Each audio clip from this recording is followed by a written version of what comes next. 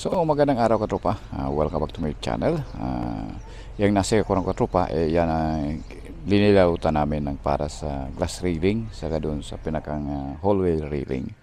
So pasukin natin katropa at ipakita ni Papa B ano ba yung paano ba kami mag-layout. So meron na yung glass kasi niyan, hindi kami nagawa. Doon lang kami sa railing, na-invite kami. So puntahan natin. So let's go, puntahan natin ngayon para makita natin ano ba yung mga kinabit namin doon. So ito yung pinakang bungad. Yan.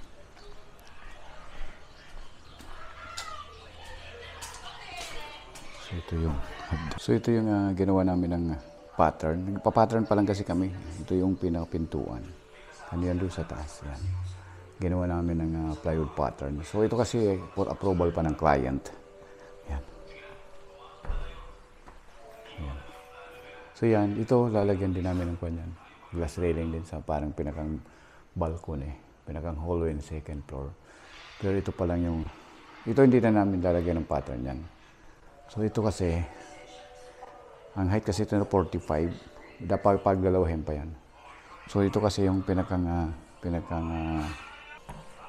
conservers. Yan.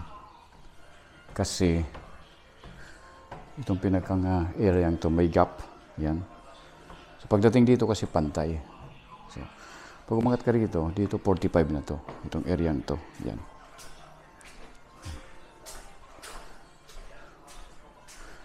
Hanggang dito. Yan. Ito yung baba. So ito, dust railing. Gagamitin namin dito 12 mm. Ito yung pinakababa na. Yan. So, abangan nyo katropa at pakita natin dito pag-install. Yan, hatiin pa namin pala yan. So, thank you for watching.